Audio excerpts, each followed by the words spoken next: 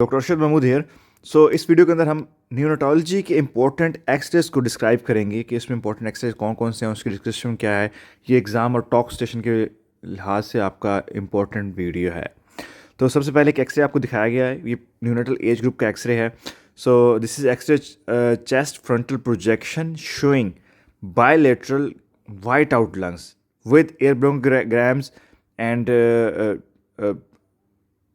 Findings are confined to the both lung field.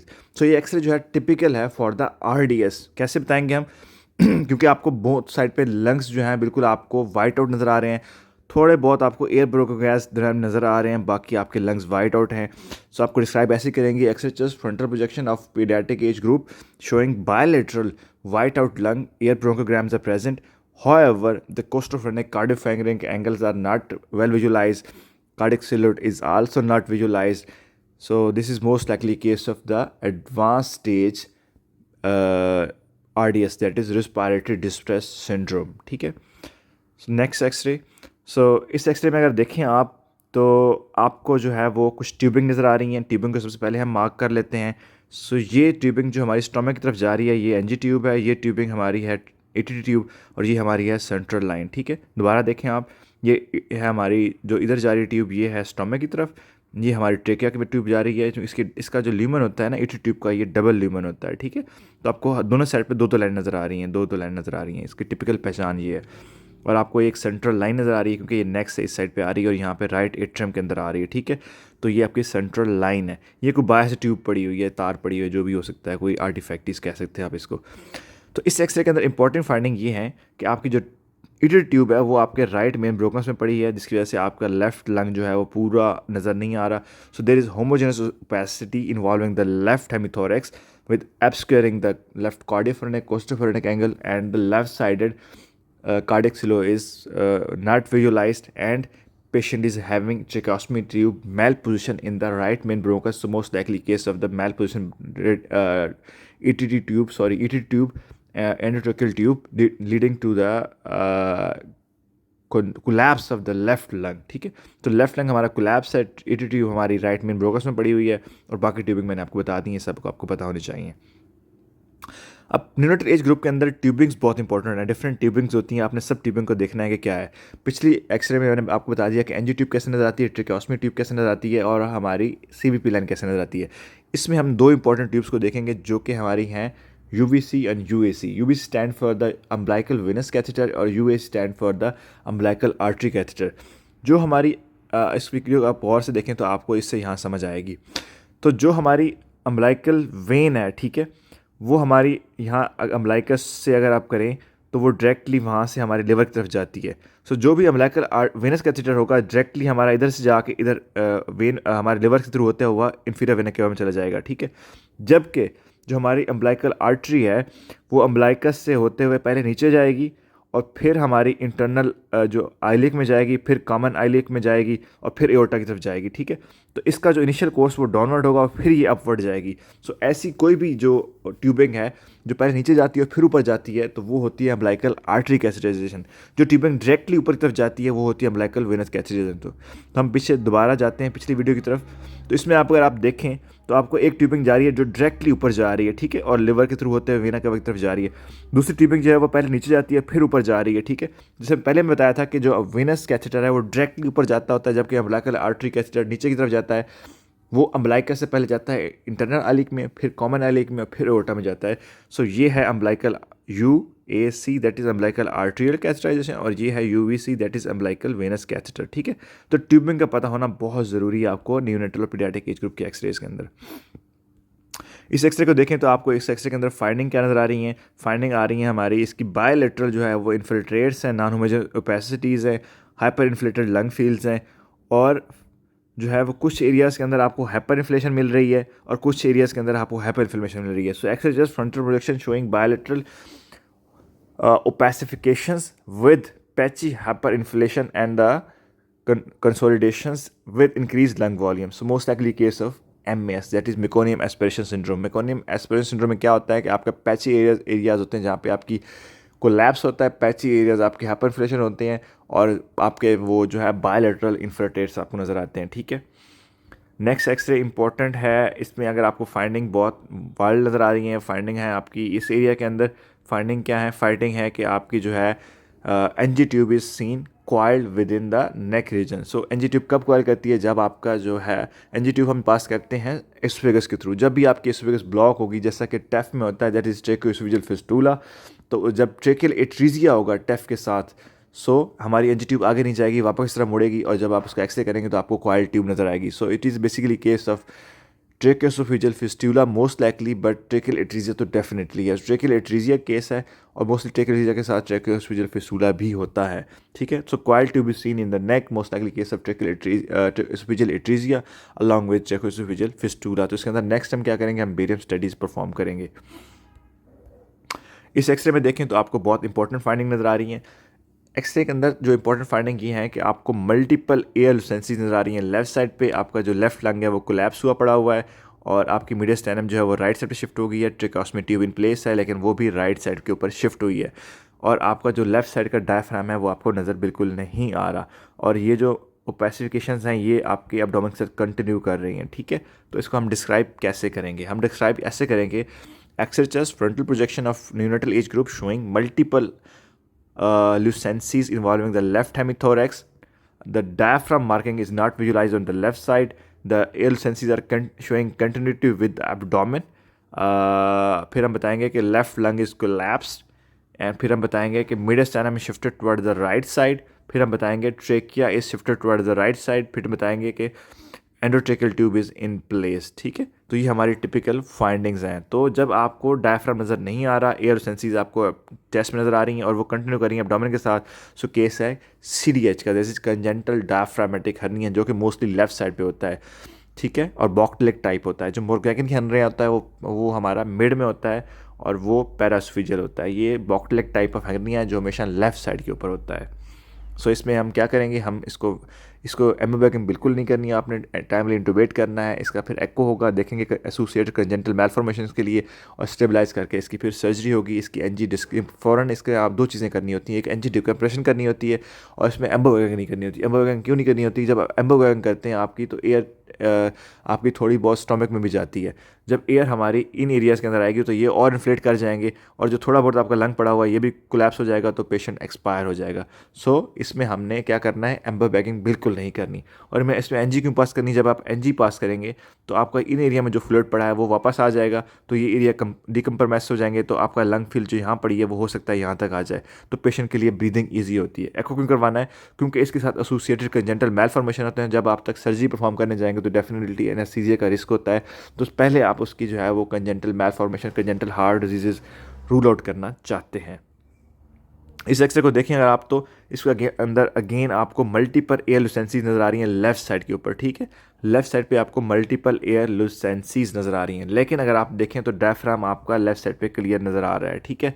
और तो x-ray chest frontal projection showing multiple air lucencies on the left hemithorax, however diaphragmatic contour is well visualise on the left side. जब diaphragm contour आपका visualise हो रहा है तो मतलब ये लुसेंसीज लंग की हैं। तो क्या लुसेंसीज लंग के अंदर हो सकती हैं, वो होती हैं सी पैम, ठीक है। इसको हम कहते हैं कंजेंटल पल्मोनरी एयरवे मैलफॉर्मेशन, ठीक है।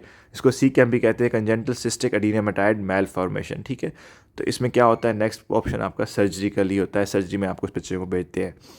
ये एक्सरे बहुत इंपॉर्टेंट है और अक्सर कंफ्यूज होता है विद नीमोथोरैक्स के, और अक्सर इस पेशेंट के अंदर चेस्ट ट्यूब पास हो जाती है। तो तमाम रेजिडेंट को इस एक्सरे पे बहुत अच्छा होल्ड होना चाहिए। इस एक्सरे में देखें तो आपको एक हाइपर लूसेंट एरिया नज़र आ रहा है, यहाँ पे आपको यहाँ पे कुछ एरिया नज़र आ रहा है जो बेसिकली कंप्रेस लंग है, और आपको ये एरिया नॉर्मल नज़र आ रहा है। बेसिकली हो क्या रहा है कि लेफ्ट साइड पे अपर लोब पे आपको हाइपर इन्फ्लेशन नज़र आ रही है, ठीक है। लेकिन अगर इसको आप मज़ीद गौर से देखें तो आपको इसके अंदर जो है छोटी छोटी वस्कुलर मार्किंग नज़र आ रही हैं, ठीक है, ठीक है।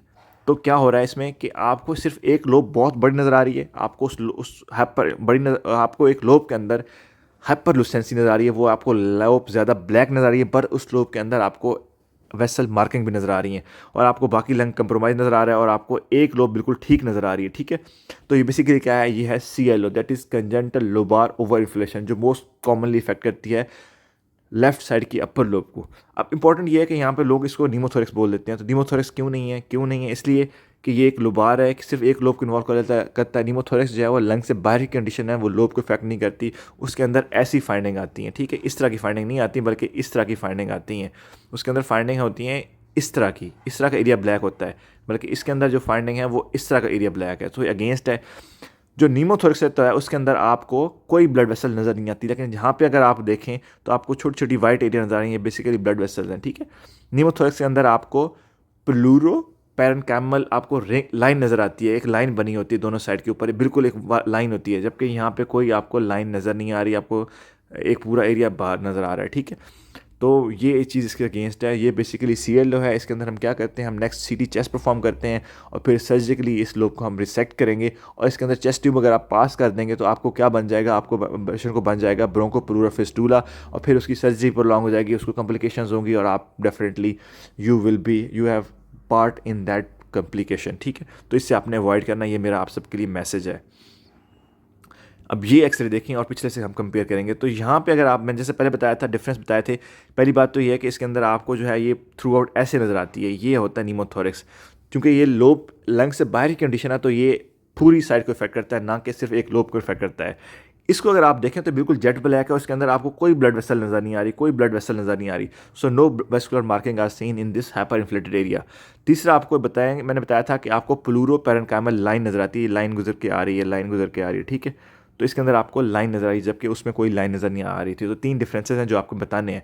तो बाकी आप क्या डिस्क्राइब करेंगे, x ray chest frontal projection showing hyperlucency in the right hemithorax with definite pleuro parenchymal marking without any vascular marking in the hypolucent area, with compression of the ipsilateral lung, with shifting of mediastinum to the left side, with endotracheal tube in place, with NG tube in place, and chest tube also in place on the right side, ठीक है। और ECG electrodes also आप लगे हुए हैं इस patient के अंदर।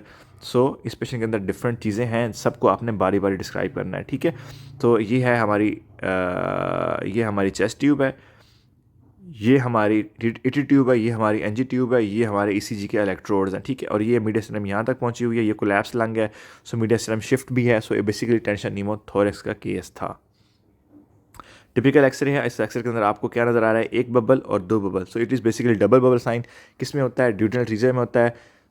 किस कंडीशन में ये कॉमन है, ये डाउन सिंड्रोम के बच्चे के अंदर होता है, diabetic infant of diabetic mother के अंदर होता है। करना क्या आपका, इसमें आपके अंदर सर्जिकल करेक्शन होती है, ड्यूडेनोस्टमी करते हैं। इसके अंदर कुछ ट्यूब्स भी आपको नज़र आ रही हैं, ये NG ट्यूब है, ये ECG के इलेक्ट्रोड्स हैं, ये वाले, ठीक है। तो ये पेशेंट की फाइंडिंग्स हैं।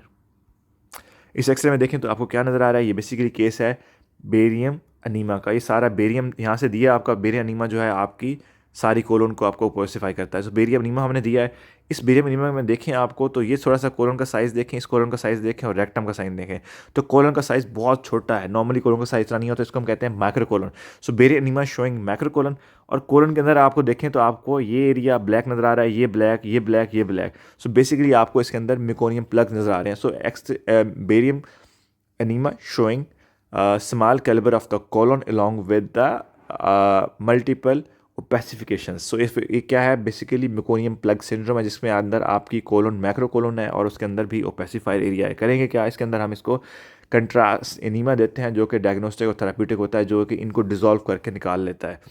डेफिनेटली साइज़ छोटा है तो उसमें मे भी हमें सर्जरी की तरफ भी जाना पड़ सकता है। अगेन एक एक्स इसमें तरह से बताया कि जब भी आपको वाइट एरिया सिर्फ कोलोन का नजर आए तो ये क्या होता है, ये होता है बेरियम अनीमा। इस अनीमा में अगर आप देखें तो आपको इस एरिया में, ये जो हमारा एरिया है यहाँ से लेके यहाँ तक, कोलोन का साइज़ बहुत छोटा नज़र आ रहा है, ठीक है। यहाँ पे कोलोन का साइज़ छोटा है और ये एरिया बड़ा कोलोन का साइज़ है। तो बेसिकली ये केस किसका है, ये केस है हर्शस्प्रंग की डिजीज़ का केस है, जिसके अंदर डिलेट पैसेज ऑफ मेकोनियम होती है। जो एरिया हमारा छोटा होता है ये डिजीज़ एरिया होता है, इसमें गैंग्लियन नहीं होते। जो एरिया पीछे का है ये बड़ा एरिया, ये नॉर्मल होता है, इसके अंदर कोलोन की मोटिलिटी नॉर्मल होती है। क्योंकि आगे ब्लॉकेज टाइप के एरिया बन जाता है तो ये एरिया डिस्टेंड हो जाते हैं, ठीक है।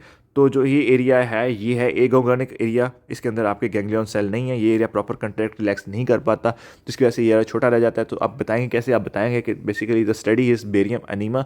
फाइंडिंग क्या है, कि आपका जो है वो डिस्टल कोलोन जो है वो आपका उसका साइज़ नैरो है, प्रॉक्सिमल कोलोन की डायलिटेशन है, मोस्ट लाइकली हर्शबर्ग डिजीज़ है। इसमें करेंगे क्या, हम इसके अंदर ट्रांसम्यूरल बायोप्सी लेंगे, उसको हम स्टेन करेंगे, हम उसमें देखेंगे कि क्या इससे गैंग्लियन सेल हैं कि नहीं मेसेंटेरिक और मायोटेरिक प्लेक्सस के अंदर, और हम देखेंगे स्टाइलकोलिनेस्टेरेज का लेवल क्या है। करेंगे कि हम सर्जरी हम कर सकते हैं, इसके अंदर हम प्राइमरी रिपेयर भी कर सकते हैं और हम इसको क्लोस्टमी करके हम सेकेंडरी पुल थ्रू प्रोसीजर भी कर सकते हैं, ठीक है। और टिपिकली प्रेजेंट करता है पेशेंट हमारे पास डिलेड पैसेज ऑफ मेकोनियम के साथ। नेक्स्ट एक्सरे हम देख लेते हैं। ये एक्सरे बेसिकली कैसे किया गया है, ये इस एक्सरे को हम कहते हैं लेटरल क्रॉस टेबल एक्सरे। करते कैसे हैं, इस पेशेंट में करते हैं इसके अंदर एनोरेक्टल मैलफॉर्मेशन होती है, इसके अंदर हमें एनल मैलफॉर्मेशन यानी एनस या तो बनी हुई नहीं होती या बिल्कुल नैरो तंग होती है या सीनोसिस होता है। करते कैसे हैं, इसमें पेशेंट को हम उल्टा लेटाते हैं, उसके जो है पेरिनियल एरिया यानी उसका जो पेरिनियल एरिया है उसके नीचे हम जो एब्डोमेन के नीचे हम एक पिलो रखते हैं थोड़ा सा, या फोल्ड करके कुछ घास पीस रख लेते हैं और हम लेटरल साइड से ऐसे करते हैं। मकसद क्या होता है इस पोजीशन बनाने का, मकसद इस पोजीशन बनाने का ये होता है कि जो गट के अंदर जो एयर पड़ी हमारी उसको हम देखेंगे उसका, और जो हमारी एनल ओपनिंग है वहाँ पे हम एक कोई रेडियो ओपेक ट्रेसर लगा देते हैं। तो हम देखते हैं कि इस एयर और इसमें कितना डिफरेंस है। इस लेटरल पोजीशन एक्सरे करने का मकसद ये है क्योंकि ये चीज़ हमारा नेक्स्ट हमारी सर्जरी प्लान करने में हेल्प करती है। तो अगर तो हमारी जो है वो चूँकि एनरेक्टल मैलफॉर्मेशन ऐसी है इसके अंदर इस एयर में और जो एनल ओपनिंग के काफ़ी डिस्टेंस काफ़ी ज़्यादा है, इसके अंदर काफ़ी ज़्यादा डिस्टेंस आ रहा है, तो इसको हम कहते हैं high type of anorectal malformation. तो इसके अंदर हम क्या करते हैं, क्या हम करते हैं कोलोस्टमी और फिर हम रिपेयर करते हैं। जबकि अगर हमारी ये ओपनिंग अगर यहाँ तक एयर आ रही होती तो हम डेफिनेटली यहाँ से थोड़ी सी सर्जरी करके हम इसको ओपन कर सकते थे, तो इसको हम करते हैं एनोप्लास्टी कर सकते हैं या कुछ लोकल पेरिनियल प्रोसीजर कर सकते हैं, ठीक है। तो ये क्रॉस टेबल एक्सरे है और इसके अंदर आपको एनोरेक्टल मैलफॉर्मेशन नज़र आ रही है और डिस्टेंस जो है आपका ट्रेसर जो कि एनल ओपनिंग पे रखा गया है और जो हमारी एयर आ रही है गट के अंदर काफ़ी ज़्यादा डिस्टेंस ज़्यादा है, तो ये high type of anorectal malformation है। नेक्स्ट एक्सरे में देखें अगेन क्रॉस टेबल एक्सरे है। ये हमारा ट्रेसर है जो कि हमने एनल ओपनिंग पे लगाया गया है, लेकिन इसमें अगर आप देखें तो आपकी एरिएशन उस ट्रेसर तक जा रही है। So it is low type of anorectal malformation. तो यहाँ पे हम डायरेक्टली पेशेंट को हम प्राइमरी प्रोसीजर के थ्रू हम इसको रिपेयर कर सकते हैं। इस एक्सरे में देखें तो आपको इसके अंदर मल्टीपल ट्यूबिंग नज़र आती हैं, ये इलेक्ट्रोड्स वगैरह अप्लाई किए गए हैं और डिफरेंट ट्यूबिंग नज़र आ रही हैं, जिसकी कोई एनजी ट्यूब नज़र आ रही है आपको और बाहर से कोई इलेक्ट्रोड पड़े हुए हैं। तो फाइंडिंग क्या है, इस अगर आप फाइंडिंग देखें तो आपको दो इंपॉर्टेंट फाइंडिंग नज़र आ रही हैं। एक तो ये है कि अगर आप गट वाल को देखें तो आपकी गट वाल डायलेटेड है। फिर गट वाल की अगर बाउंड्रीज को देखें तो आपको हर गट वाल की डबल बाउंड्री नज़र आ रही है, ये एक बाउंड्री है और ये एक बाउंड्री है। सो डबल ल्यूमन गट की है, इसको हम कहते हैं नीमाटोसिस इंटेस्टाइनस। बेसिकली होता क्या है, जब नेक्रोटाइजिंग इंटरट्रल कोलाइटिस होता है तो जो बैक्टीरिया होते हैं वो गट को डैमेज करते हैं और गट की वॉल के अंदर एयर चली जाती है, ठीक है। तो आपको जब एयर गट की वॉल के अंदर आएगी तो आपको एक गट के अंदर की जो एरिएशन है वो और प्लस गट के वॉल के अंदर की एयर, तो आपको डबल ल्यूमन के अंदर एयर नज़र आती है। इसको हम कहते हैं नीमाटोसिस इंटेस्टाइनस, ठीक है। तो ये टिपिकल फीचर है फॉर द नेक्रोटाइजिंग इंटरकोलाइटिस। ये एक लाइन नज़र आ रही है, ये वाली बाहर वाली लाइन, ठीक है। मैं आपको दोबारा ज़रा जूम करके दिखा देता हूँ। इसमें देखें अगर आपको तो ये एक लाइन नज़र आ रही है गट की और ये एक लाइन नज़र आ रही है, तो डबल ल्यूमन आपको गट का नज़र आ रहा है। So typical of pneumatosis. तो x ray abdomen showing dilated bowel lobes with typical aeration within the bowel wall, that is nematosis intestinalis। और एक और चीज़ आपको नज़र आ रही है जो आपने गौर से देखनी है, यहाँ पे क्या नज़र आ रहा है आपको, यहाँ पे आपको एक ब्लैंक लाइन नज़र आ रही है। बेसिकली ये क्या है, ये है gas shadow within the portal vein. So ये टिपिकल चीज़ें हैं फॉर द नीमाटोसिस इंटेस्टाइनस। और क्या चीज़ें फाइंडिंग फॉर नेक्रोटाइजिंग इंटेरोकोलाइटिस। नेक में और चीज़ें क्या आ सकती हैं, तो नेक के अंदर नेक्स्ट जो आ सकता है वो आपको आ सकता है परफोरेशन एब्डोमेन की, जिसमें निमम पेरिटोनियम होगा। नेक्स्ट एक्सरे ये है बेसिकली बेरियम फॉलो थ्रू। इसमें बेरियम स्टडीज़ जब आपकी ड्यूडेनम से आगे स्मॉल बॉल तक जाती हैं तो इसको हम बोलते हैं बेरियम फॉलो थ्रू। बेरियम के 3 स्टडीज़ होती हैं, एक बेरियम स्वालो होता है, फिर एक बेरियम मील होता है और एक बेरियम फॉलो थ्रू है। बेरियम स्वालो बेसिकली हम यूज़ करते हैं जो हमारी एसोफेगस के जो अपर पार्ट है हमारा उसकी मैलफॉर्मेशन, जैसे कि टेफ वगैरह केसेस हैं तो वहाँ पे यूज़ करते हैं हम बेरियम स्वालो। बेरियम मील हम यूज़ करते हैं जो एरियाज़ हमारे स्टोमक और ड्यूडेनम के एरियाज़ हैं वहाँ के अगर पैथोलॉजी हो तो हम यूज़ करते हैं बेरियम स्वालो। और बेरियम मेल हम यूज़ करते हैं, बेरियम फॉलो थ्रू यूज़ करते हैं हम स्मॉल इंटेस्टाइन की मैलफॉर्मेशंस और इन चीज़ों को देखने के लिए। तो ये बेसिकली है बेरियम फॉलो थ्रू, ठीक है। इसमें फाइंडिंग क्या है, नॉर्मली क्या होता है कि हमारा स्टोमक के बाद हमारी आती है ड्यूडेनम के हमारा आता है जजनम। सो ड्यूडेनो जजनल जंक्शन जो हमारा होता है वो होता है हमारा लेफ्ट साइड ऑफ स्पाइन पे होता है, यहाँ पे होता है ड्यूडेनो जजनल जंक्शन जो है लेफ्ट साइड ऑफ स्पाइन पे होता है। फिर वहाँ से हमारी जो गट है इस तरह मूव करती है और फिर हमारा जो है बाकी ये इस तरह हमारी कोलन आती है, ठीक है। तो इस एक्सरे अगर बेरियम में आप देखें तो आपको जो फाइंडिंग नज़र आ रही है उसके अंदर ये है कि हमारा स्टोमक यहाँ तक गया, ड्यूडेनम हमारी सारी यहाँ पड़ी है, जजनम हमारी सारी यहाँ पड़ी है कोई चीज़ क्रॉस नहीं कर रही to the left of spine के, तो सारे हमारी जो गट है वो इस लेफ्ट साइड के ऊपर, राइट साइड के ऊपर पड़ी है, जिसको हम कहते हैं non rotation of the gut. So basically case है नॉन रोटेशन ऑफ गट का। इस एक्सरे में अगर देखें आप, तो इस एक्सरे के अंदर आपको फाइंडिंग क्या नज़र आ रही है? फाइंडिंग क्या है? फाइंडिंग आपकी यहाँ पे है, आपका जो है लेफ़्ट क्लेविकल फ्रैक्चर है, ठीक है। तो लेफ़्ट साइड ऑफ क्लेविकल आपकी फ्रैक्चर्ड है। मोस्टली ये बर्ड ट्रॉमा के साथ इंजरीज़ के साथ पेशेंट आते हैं, इसमें बाकी आपकी इंजरीज सारी देखनी है कि उसको अर्ज प्लासर, क्लम्की प्लासर, ह्यूमरल फ्रैक्चर, कोई स्कैल्प के अंदर हीमोटोमा, स्कैल्प के अंदर कोई ऐसा कोई फ्रैक्चर तो नहीं है, वो सारी चीज़ें आपने इसमें देखनी है। आपको इसमें थोड़ा सा आपको सुपीरियर मेडिसिनम वाइड नज़र आती है, लेकिन ये वाइड मेडिसिनम बेसिकली थाइमस की वजह से है। इस एज ग्रुप के अंदर मेडिसिनम वाइड हो सकती है, और क्योंकि इस एज ग्रुप के अंदर थाइमस बड़ा होता है जो कि 1 साल तक आपका रिग्रेस कर जाता है, तो thymic widening can be medicinal widening can be because of thymic shadow, ठीक है। इस एक्सरे में अगर देखें आप, तो अगेन आपको फाइंडिंग यहाँ पे नज़र आ रही है, आपकी जो पेशेंट है उसकी जो है वो राइट ह्यूमरस फ्रैक्चर्ड है। चूँकि बच्चा न्यूनेट है, तो most likely case of birth trauma और leading to fracture of the right humerus.